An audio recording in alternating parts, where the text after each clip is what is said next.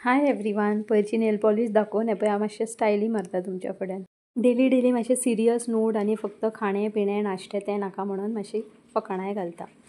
सो चेड्याचें सगळें जाल्लें. ब्रेकफास्टाक हांवें ताका खावपाक घरान खावपाक पास्ता केल्लो बिकॉज सद्दां तो चाव आनी ओरियो बिस्कीट खावन खावन वाजेल्लो. ताका लागून आयज म्हटलें पास्ता करया. घरचेच सगळे कितें मसाले आहले ते इल्ले उडयले आनी ताका पास्ता करून दिलो. So hi hello, welcome back to my channel. हांव रंजना तुमचें अगदी मनापासून स्वागत करता म्हाज्या आयच्या ह्या न्यू व्लॉगान. चेड्याचें सगळें वायंड अप जाल्लें, बट तें पास्ता एन ऑल करता आसतना हांवें दाखोवंक ना तुमकां. बट येस, नेक्स्ट टायम केन्नाय केलें जाल्यार हांव तुमकां दाखयतलें. ताज्यात पुरती केलें. हांव खायना, म्हाका इतलेशें लायक ना. येस, खाता जर तर मॅगीचो कितें एक मसालो बीन आसा आनी तातूंत घालून जाल्यार खाता. घरचे मसाले घालून तितलो तो टेस्ट येयना त्या भशेन. सो चेड्याचें सगळें वायंड अप जालें. टिफीन सगळें पॅकअप केल्लें हांवें. वॉटर बॉटल भरली, बॅग पॅकअप केली आनी सेकेंड बेत म्हटल्यार आयज पळय ज्वारीचे जोंधळे. ज्वारी जोंधळे हे कॉमन नांवां आसा, ताका लागून हांव यूज करता. सो ताजी हांवें भाकरी बांदले. ताज्या वयर तोंडाक हांवें अळम्यांचें पॅकेट हाडलेलें. अळम्यांचें बेश्टें बरें वांटण बीन घालून सूर्या चिकन मटन मसाला घालून ताजी एक थरथरीशी ग्रेवी केल्ली. खावपाक खूब बरी लागता ती, खूब रुचीक लागता. आनी तें सगळें जातकूच म्हाजो स्टार्ट जाता अलोन टायम. हांव आनी आमचें मिली आसता म्हाज्या बर. सो हे टायमाचेर फूल जे घरचीं कामां कितें बीन आसता ती करून घेता. आयज सगळें झाडून बीन घेतलें, पुसूंक ना आयज हांवें. बट जे कितें कपडे आहले सुकलेले, बिकॉज पावस इतलो आसा, खूब म्हटल्यार कंटिन्युअस पावस आसा आनी त्या कारणान कपडे बीन सुकना. कपड्यांचो इतली रास जाता. आनी बट थोडे हांवें सुकयले बऱ्या भशेन. एक दोनदां वत पडलें कपड्यांचेर न्हू, ओल्या कपड्यांचेर, मागीर मातशें बरें दिसता तें. म्हटल्यार वास बीन असो येयना. बट मातशें खंय काट बीन ओली उरली जाल्यार तें घाण वास येता तांचो. फूल सॅग्रिगेट करून ज्या त्या जाग्यार कपडान बीन घातलें आनी मातसो भायलो हो पळय व्यू पळयता हांव. एकटेंच आसा न्हू, कितें करूंक शकता. बरी खिडकी ओपन केली आनी पळयता. आमच्या घराच्या फुडल्यान बांदकाम एक चालू आसा बरो. एक बंगलो रेडी जाता. तेंच हांव पळयतालें कशें कामगार पावसान देखून काम करता. सिरियसली आमकां इल्ली थंडी लागली किंवां आनी कितें थंड खालें जाल्यार आमकां सर्दी थंडी ताप येता.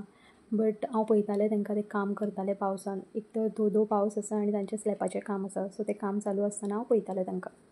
ओके, तें जालें. बट बेडशीट घालता आसतना हें पळय, म्हाका आनी खंय एक नटखट कन्हैया बीन सोदपाची गरज ना.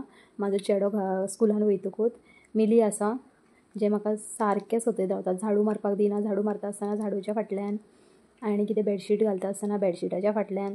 बट तें आसता म्हाज्या बर. ताज्या बरूय टायमपास बरो जाता म्हाजो. सो एक बेडरूम बरो क्लीन करपाक घेतलो मिलीभर आनी येयलें हांव दुसऱ्या बेडरुमान. हो जो कूलर आसा न्हू, तो हावज वॉर्मिंगान आमकां मेळ्ळो, आमच्या सयऱ्यांनीच दिल्लो आमकां. आनी तो ताचेर मातशी धूळ बीन बसलेली. कशें आसा, विडियोचेर न्हू कांयच दिसून येयना कितलें घाण बीन आसा तें. पयसल्यान खूब बरें दिसता. म्हणटा न्हू दुरून डोंगर साजरे त्या भशेन. बट तशें कांय ना. हांगा बीन धूळ बसता, सगळें क्लीन करचेंच पडटा. आनी डे टू डे रुटीनूच जाल्लो आसा हो. सो एवरीडे करिना हांव, केन्ना 2-2 दिसांनी बीन करता. हें म्हाज्याच बर न्हू, सगळ्यान बर जाता अशें. मागीर बॅड बीन बरें क्लीन केलें आनी सगळें अलायन करून दवरलें. मागीर हॉल तर फस्टूच ऑलरेडी क्लीन केल्लो हांवें. हॉल क्लीन केलो आनी आयज मातशें फॅनूय क्लीन करपाक, बिकॉज खूब डस्ट जाल्ली आसली. आनी हॉलाचो फॅन आमी चडसो यूज करता. एक तो जो सोफा कडेन आसा आनी एक बेडरुमांतलो चडसो यूज जाता म्हणून ते दोनूय क्लीन केले. सो हॉल बीन बरो क्लीन केलो, दोनूय बेडरूम क्लीन केले. किचन ते दीस वायंड अप केल्लें बट स्टील मॅसी जालें आनी परतून देखून डेलीचे जे आसता ते सगळें क्लीन करून घेतलें. सकाळीच नाश्ता बीन फूल ब्रेकफास्ट जातकूच तेन्नाचे तेन्ना क्लीन करून घेता.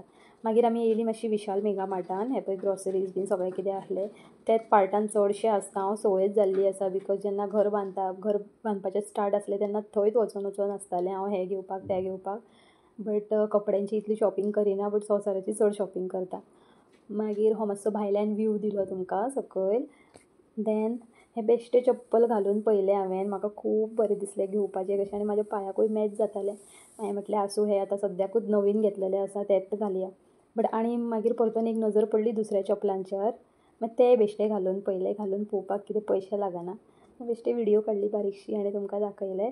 मागीर घरान येयलें आनी ही न्हू म्हाका पयलींची ओल्ड म्हाका कॅप मेळ्ळी, टोपी हांव जें घालतालें केन्ना केन्ना. सो ती मातशी घालून बेश्टें स्टायली मारतालें मिररा फुड्यान रावन. आनी आतां तुमी म्हणटली विशाल मेगा मार्टान वचून येयलें म्हटल्यार हांवें कितें घेतलें काय म्हटल्यार हो एक लांबच्या लांब डोरमॅट घेतलो जंय म्हटल्यार उदक बीन बरें सोक जाता ताजेर टायल्सांचेर बीन उदक येयना म्हटल्यार बाथरुमांतल्यान भायर सरतकूच ताजेर पांय दवरतकूच बरें उदक ऑब्जर्व करून घेता. मागीर हे ल्हानशें सूप, मागीर एक येलो कलरचे ग्लास घेतले उदक पिवपाक आनी हो एक मग घेतलो बाथरुमान नासलो सो मिली पळयताले आपणाक कितें हाडलें बीन काय म्हणून. असो गेलो म्हाजो आयचो दीस. फाल्यां परतून मेळया.